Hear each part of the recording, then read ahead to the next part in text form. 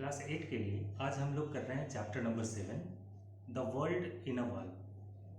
World in a wall एक बेहद ही interesting story है और इसे आप लोग ध्यान से सुनेंगे जिसमें कि आप इस स्टोरी को पूरी तरह से समझ पाए। The story begins with an introduction. तो सबसे पहले स्टोरी को अगर अच्छे से समझना है तो इंट्रोडक्शन को समझना जरूरी है। इंट्रोडक्शन ऊपर एक ब्रैकेट है, ब्रैकेटेड बॉक्स है, उस बॉक्स में जो कुछ लिखा हुआ है वो इंट्रोडक्शन है। इंट्रोडक्शन में सबसे पहले राइटर ने हमसे पूछा है, do you have any pets? क्या आपने कोई पालतू जानवर रखा है? Have you ever seen an animal or an insect being the cause of a great confusion? या फिर कभी आपने देखा है कि किसी इंसेक्ट या किसी एनिमल की वजह से बहुत सारा कन्फ्यूजन क्रिएट हुआ हो? Where many people got affected, ऐसा कन्फ्यूजन जिसकी वजह से कई सारे लोग प्रभावित हुए हों, यानी कई सारे लोग परेशान हुए हों, किसी एनिमल की वजह से बहुत सारे लोगों को परेशानी हुई हो। इस स्टोरी के राइटर हैं Gerald Durrell. Gerald Durrell, the writer of the story, takes home a scorpion. वो एक बार एक स्कॉर्पियन को अपने घर में ले आते हैं, स्कॉर्पियन एंड इट्स बेबीज। अब देखो, बहुत तरह के पेट्स के बारे में आप लोगों ने सुना होगा, लेकिन ये राइटर का शौक थोड़ा अलग का है। इन्होंने कोई ऑर्डिनरी पेट नहीं लेके आया, कोई ऑर्डिनरी एनिमल्स लाइक कैट और डॉग ऐसा कुछ नहीं लाया। इन्होंने घर में क्या ले आया है? Scorpions and its babies. एक स्कॉर्पियन है और उसके बहुत सारे बच्चों को। Without knowing the pandemonium they could create. जिस समय वो स्कॉर्पियन को लेके घर आ रहे थे उस समय तो उन्होंने सोचा भी नहीं था कि इस स्कॉर्पियन की वजह से कितनी सारी परेशानियां हो सकती हैं, कितना सारा हंगामा हो सकता है उनके घर में। The writer as a boy shares his experience through this story. Writer उस समय एक छोटा लड़के थे, ठीक है, यानी उनकी उम्र बहुत ही कम थी, और उस समय उनके जीवन में ये जो घटना हुई उसी एक्सपीरियंस को उन्होंने इस स्टोरी के माध्यम से हमें बताने की कोशिश की। तो आइए अब हम लोग स्टोरी को शुरू करते हैं। In the first paragraph the writer says, one day I found a fat female scorpion in the wall, wearing what at first glance appeared to be a light brown fur coat. Writer ने लिखा है कि एक दिन मुझे एक मोटी सी female scorpion नजर आ गई, और वो स्कॉर्पियन कहाँ नजर आई? इन द वॉल, उस दीवार के अंदर। यहाँ पे द वॉल लिखा हुआ है। द वॉल का मतलब इस पूरी स्टोरी में एक खास दीवार की बात हो रही है, ठीक है। एक ही दीवार है और उसी की चर्चा हुई है, और उसी खास दीवार के बारे में हम लोग आगे पढ़ेंगे। वो दीवार कैसी थी, कब की बनी हुई थी, ठीक है। तो वो जो दीवार था उनके घर के पास एक टूटा फूटा हुआ दीवार था, और उसमें उन्हें एक फैट फीमेल स्कॉर्पियन मिल गई। Wearing what of at first glance, पहली नज़र में देखने पे तो उन्हें ऐसा लगा कि उस फैट स्कॉर्पियन ने कोई फर कोट पहना हुआ है, फर वाली कोट पहना हुआ है। Closer inspection prove that this strange garment was made up of mass of tiny babies clinging to the mother's back. तो इन्हें क्यूरियोसिटी हुई। जब बहुत पास जाके उन्होंने देखा उस फैट स्कॉर्पियन को, तो उन्होंने देखा कि उसने कोई कपड़ा नहीं पहना हुआ है, उसने कोई रियल में फर कोट नहीं पहना हुआ है, बल्कि वो फर कोट जैसा दिखने वाले उसके बहुत सारे सैकड़ों हजारों छोटे छोटे बेबीज थे जो कि अपनी मदर के पीठ पे लिपटे हुए थे। I made up my mind to smuggle them in to the house and up to my bedroom so that I might keep them and watch them grow up. Writer ने लिखा है कि मैंने उसी समय, यानी उस स्कॉर्पियन को देखते ही मैंने मन में ये सोच लिया था कि मैं इसे किसी तरह से स्मगल करके, यानी सब लोगों से चुपके चोरी अपने घर में ले जाऊंगा और उसे अपने बेडरूम में ले जाऊंगा। किस लिए? रीजन भी लिखा हुआ है, so that I might keep them and watch them grow up, क्योंकि मैं चाहता था कि उन्हें अपने कमरे में रखे रहूं और देखूं कि ये जो स्कॉर्पियन के बेबीज हैं वो किस तरह से बड़े होते हैं। यानी स्कॉर्पियन के बेबीज को वो बड़े होते हुए देखना चाहते थे। राइट। विद ग्रेट केयर, और फिर काफ़ी सावधानी के साथ I manoeuvred the mother and family into a match box. और उसके बाद मैंने काफ़ी सावधानी से और बहुत सारी मेहनत करने के बाद उस मदर को और उस मदर की फैमिली में जितने भी स्कॉर्पियन बेबीज थे सबको एक माचिस के डब्बे में रख लिया and then hurried to the villa. और उसके बाद तेजी से चलते हुए अपने घर की ओर चल पड़ा। It was rather unfortunate that just as I entered the door lunch should be served. लेकिन बदकिस्मती से मैं तो उसे छुपा करके ले जाना चाहता था, लेकिन मेरी बदकिस्मती ये थी कि जैसे जिस समय मैं दरवाजे के अंदर मैंने कदम रखा, लंच शुड बी सर्व यानी लंच की तैयारी हो रही थी, बस खाना परोसे जाने वाला था। However, I placed the matchbox carefully on the mantelpiece in the drawing room. इसलिए मैंने उस मैच बॉक्स को जिसमें कि स्कॉर्पियन था उसे बड़ी सावधानी के साथ ड्राइंग रूम में जो मैंटल पीस था, खिड़की के पास जो बना हुआ ऊंचा सा प्लेटफॉर्म था, उस पे रख दिया। वहां पे रखने की क्या वजह थी? So that the scorpions should get plenty of air. वहां पे रखने की वजह ये थी कि मैं चाहता था कि उन सारे स्कॉर्पियंस को काफ़ी मात्रा में हवा मिलते रहे। Then I made my way to the dining room and join the family for the meal. और उसके बाद मैं सीधे डाइनिंग रूम की ओर चल पड़ा और जाकर के खाना खाने में अपने परिवार के साथ शामिल हुआ। Dawdling over my food, feeling Roger surreptitiously feeding Roger surreptitiously under the table। अब यहाँ पे एक वर्ड की स्पेलिंग गलत हो गई है स्टोरी में। Dawdling over my food, feeling जहाँ लिखा हुआ है उसे आपको पढ़ना है फीडिंग। वो जो रियल वर्ड है ना फीडिंग है, ठीक है, फीलिंग नहीं है, उसे करेक्ट कर लो, FEEDING। इस स्टोरी को मैंने दूसरी किताबों में भी देखा है और यहाँ पे फीडिंग वर्ड है। तो डॉडलिंग ओवर माई फूड, मैं अपने खाने से खेलता रहा। देखो पूरा ध्यान कहाँ था? पूरा ध्यान था स्कॉर्पियन पे। राइटर उस समय छोटे थे और उस समय वो अपने खेल में लगे हुए थे, और उनका खेल क्या था? वो स्कॉर्पियन जिसे वो लेके आए थे। तो खाने में तो मन नहीं लग रहा था, लेकिन सारे लोग बैठे हुए थे खाना खाने के लिए, तो कंपलसरी था कि उनके साथ बैठना है लंच टेबल पे। तो डॉडलिंग ओवर माई फूड यानी धीरे धीरे खाना खाते रहे and feeding Roger surreptitiously under the table.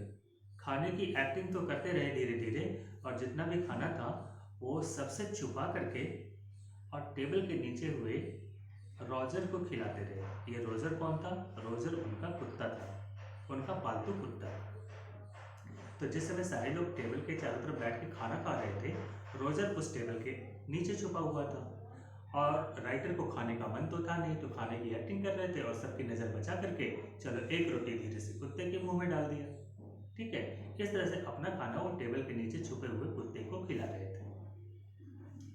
I listen to the family arguments, और साथ ही साथ परिवार के जो दूसरे सदस्य थे वो किसी बात पे बहस कर रहे थे, उसी को सुनते रहे। I completely forgot about my exciting new pets, और अब वो नए खेल में लग रहे थे। सारे फैमिली मेम्बर्स की बातें सुन रहे थे, उनकी गपशप सुन रहे थे। अब वो रोजर को खाना खिलाने का आनंद ले रहे थे। तो ऑथर जो थे ना, वो बिल्कुल भूल ही गए थे अपने नए पालतू जानवर के बारे में। कौन सा नया पालतू जानवर? वो जो स्कॉर्पियन उठा के लाए थे।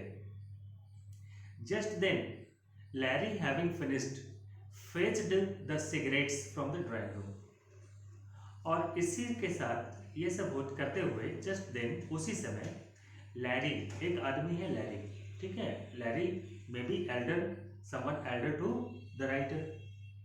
तो लैरी जब अपना खाना खा चुके तो उन्होंने अपनी सिगरेट निकाली, ठीक है, ड्राइंग रूम से, and lying back in his chair he put one in his mouth and picked up the match box he had brought.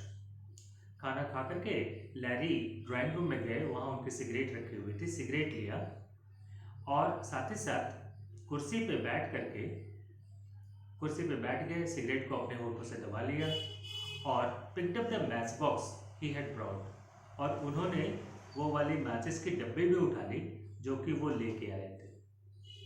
अब ये जो माचिस की डब्बी है ना, लेके आए थे लैरी, और राइटर ने क्या किया था, राइटर ने उस स्कॉर्पियन को रखने के लिए उस माचिस की सारी तीलियां फेंक दी और खाली डब्बा लेकर के गए थे।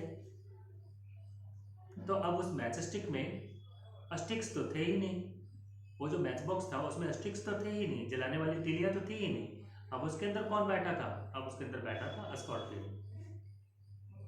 ठीक है, I watched him interestingly as still talking gleefully he opened the match box.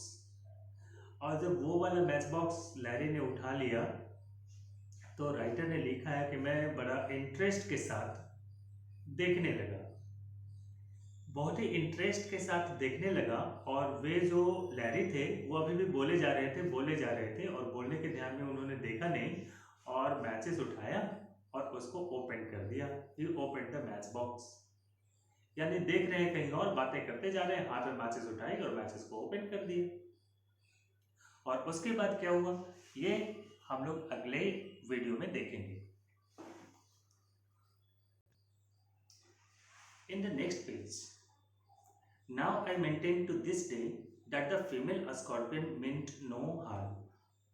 और उस दिन जो घटना मैंने देखा तो उस दिन मुझे पक्का यकीन हो गया कि किसी फीमेल स्कॉर्पियन का मतलब है वो नुकसान बिल्कुल नहीं पहुंचाती।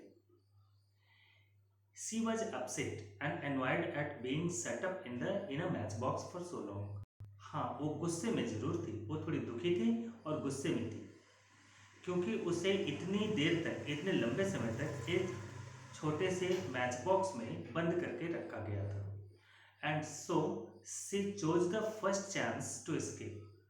इसलिए माचिस का डब्बा जैसे लैरी ने खोला और उसे जो पहला मौका मिला स्कॉर्पियन को, उसमें वो उस माचिस के डब्बे से बाहर की ओर निकल के भागे।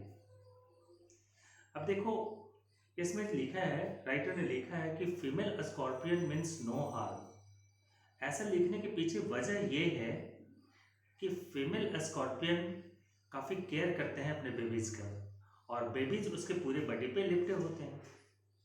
तो स्कॉर्पियन इसलिए डरती है, ये जो फीमेल स्कॉर्पियन इसलिए डरती है कि कहीं मैंने अगर डंक मारने के लिए अपने बॉडी को हिलाया, अपने स्टिंग को अगर मैंने हिलाया, तो कहीं ऐसा ना हो कि कोई बेबी उसके बॉडी से दूर जाके गिर जाए और खो जाए। इस डर से वो जो स्कॉर्पियन है ना, वो जल्दी से कोई हरकत करती ही नहीं है। इसलिए उसकी इन सारी हरकतों की वजह से उसने निकलने के बाद भी काटा नहीं। तो लैरी ने समझा कि फीमेल स्कॉर्पियन का मतलब वो हार्मफुल नहीं होगी। चलिए अब हम लोग आगे कंटिन्यू करते हैं। She crawled to the box rapidly, her babies clinging on and scuttled on the back of Larry's hand. अब वो जो स्कॉर्पियन था जल्दी से बॉक्स से निकल के भागा और जितने भी उसके बेबीज थे सब उस पर अभी भी लिपटे हुए थे, और वो अपने उसके जो पैर होते हैं ना टेढ़े मेढ़े, उस पर चलता हुआ लैरी के हाथ के, यानी इधर से ओपन किया था उसके हाथ के पीछे वाले हिस्से में, उसके हाथ के पीछे वाले हिस्से में तेजी से चलता हुआ हाथ पे ऊपर की ओर भागा। They are not quite certain what to do next. She paused, her sting curved up। और हाथ पे बहुत दूर तक ऊपर जाने के बाद जब उसे थोड़ा सेफ महसूस हुआ तो अब उसे समझ में नहीं आ रहा था कहाँ जाए, उसे समझ में नहीं आ रहा था कि अब क्या करें। तो वो अपना आखिरी हथियार, अपना डंक ऐसे उठा करके और बिल्कुल एक ही जगह पे खड़ी हो गई। Larry, feeling the moment of her clause, glanced down to see what it was।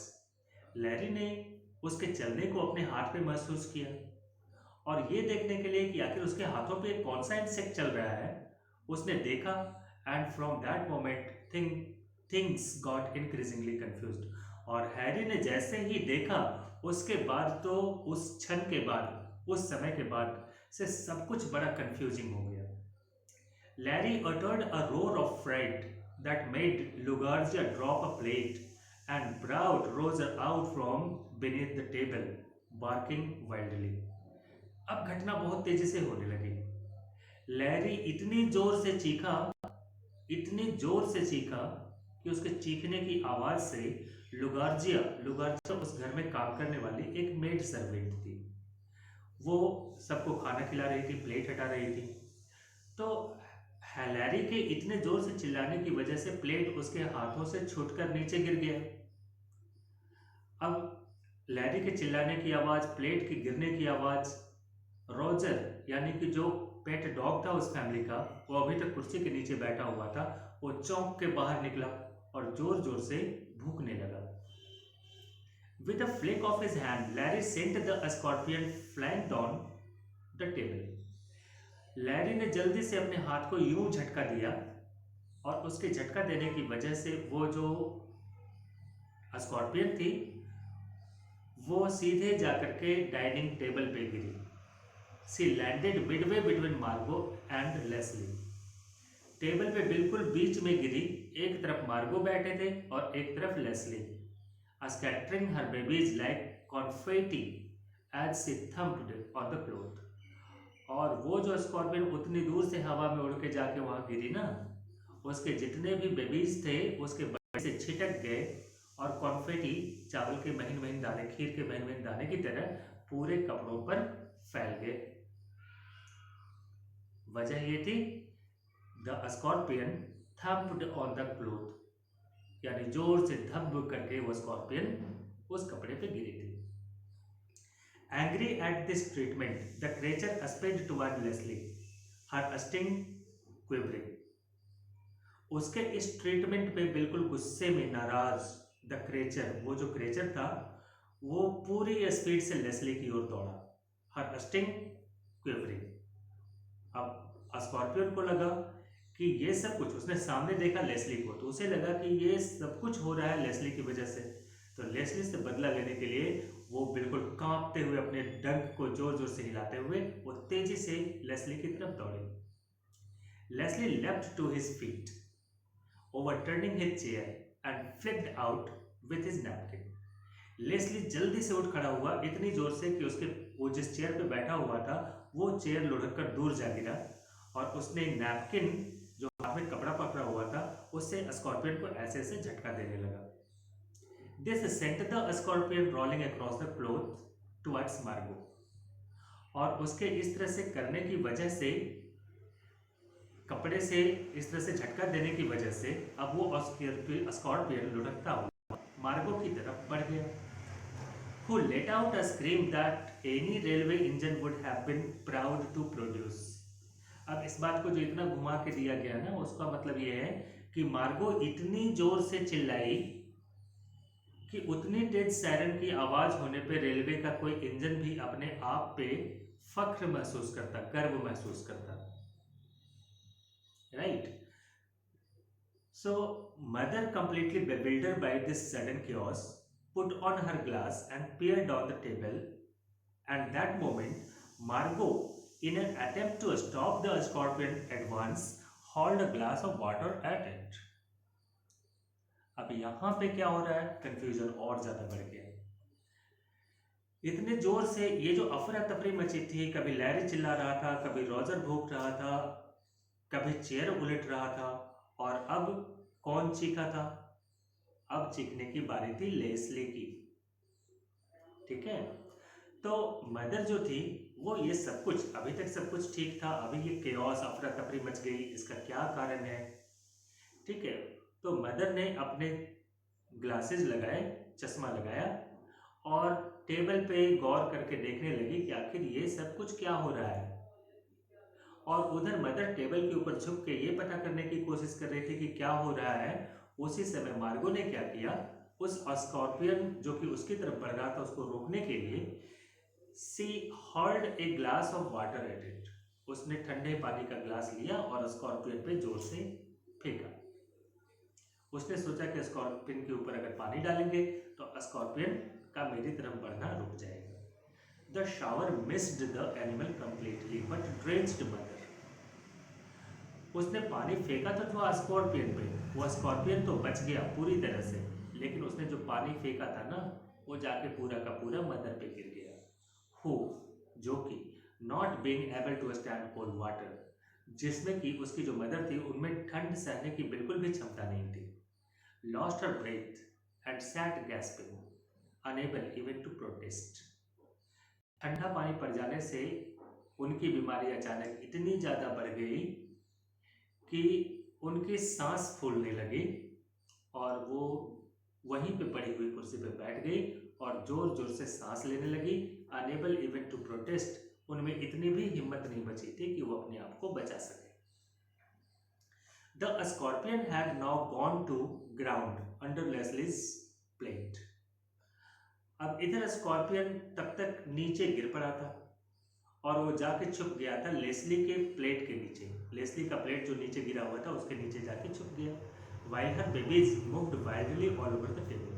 तो स्कॉर्पियन तो नीचे कूद गई और उसके जो बच्चे थे वो अभी भी टेबल पे फैले हुए थे.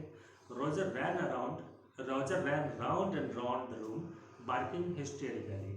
और ये जो रॉजर था ना, वो जोर जोर से चारों तरफ घूम रहा था, कमरे में चक्कर लगा रहा था, चारों ओर दौड़ रहा था. एंड बार्किंग हिस्टेरिकली, उसका भौंकना रुक ही नहीं रहा था. It's that boy again bellowed Larry. Larry जोर से गरजा, फिर इसी लड़के की करामात होगी. तब तक कोई दूसरा बोला. अब मार्गो बोली, screamed Margo, look out, they are coming. देखो देखो, सब जगह से ये जो बिच्छू के बेबीज हैं, स्कॉर्पियन के बेबीज हैं, ये इधर ही चले आ रहे हैं. All we need is a book road Leslie. Leslie ने गरजते हुए कहा कि और किसी चीज की जरूरत नहीं है, बस एक किताब लाके दो. डोंट पैनिक, घबराने की बात नहीं है. Hit them with a book, किताब लेकर के और किताब से पीट पीट के स्कॉर्पियन के बेबीज को मारना शुरू कर. What on earth's the matter with you all? Mother kept asking, mopping her glasses. तब तक मदर का होशो हवास कुछ वापस आया तो उन्होंने अपने ग्लास के चश्मे के कांच को पोंछते हुए वो पूछी, What on earth the matter with you all? आखिर ये माजरा क्या है, क्या हो रहा है? It's that boy. He'll kill the lot of us. Look at the table, knee deep in scorpions. तभी कोई दूसरा चिल्लाते हुए बोला, अरे ये सब उस लड़के की करामात है. कौन सा लड़का? अरे नरेटर, अपने राइटर. देखो देखो, सब इसी लड़के की करामात है. He will kill the lot of us. ये हम लोग सभी को मरवा देगा, सबकी जान ले लेगा. Look at the table. देखो जरा टेबल पे. नी डीप इन स्कॉर्पियंस. बिच्छू घुटनों तक भरे हुए. Quick quick do something. Look out. तभी कोई दूसरा चिल्लाया, जल्दी करो, डू समथिंग, कुछ तो करो. Look out. देखो हर तरफ ये बिखरे हुए हैं. अब तो वीडियो पॉज करना ही पड़ेगा, टाइम है दूसरी क्लास का, मैं उनके लिए वीडियो बनाऊंगा. तब तक के लिए हैव अ नाइस डे.